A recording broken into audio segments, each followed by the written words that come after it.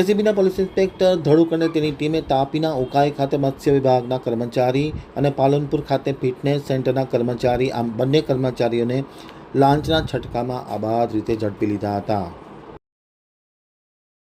એસીબીની બે અલગ અલગ સફળ ટ્રેપ। સરકારી બાબોમાં ફફડાટનો માહોલ ફેલાઈ ગયો છે। તાપી જિલ્લાના ઉકાઈ તાલુકામાં આવેલ મત્સ્ય ઉદ્યોગ વિકાસ કેન્દ્રના વર્ગ 3ના કર્મચારી એવા તેજસ રમેશ ચૌધરી દ્વારા પ્રધાનમંત્રી મત્સ્ય સંપદા યોજના હેઠળ લાભાર્થીઓને બાઇક તથા ઇન્સ્યુલેટર બોક્સ ખરીદવા માટેની સબસિડી આપવાના લાભ પેટે 5,000 થી 8,000 રૂપિયાની લાંચ લેતા હતા। આથી એસીબી પોલીસ ઇન્સ્પેક્ટર શ્રી કે.જે. ધડુકના ટ્રેપમાં રંગે હાથો 6,000ની લાંચ લેતા ઝડપાઈ ગયેલ છે। અન્ય એક ટ્રેપમાં બનાસકાંઠા જિલ્લાના પાલનપુર તાલુકામાં જીએચવી એનર્જી ફિટનેસ સેન્ટરના કર્મચારી રહેમતુલ્લા ઇબ્રાહીમ ખાન ઘોરીના નાના મોટા કોમર્શિયલ વાહનોને ફિટનેસના સર્ટિફિકેટ આપવા માટે 500 થી 5,000 રૂપિયા લાંચ લેતા હતા।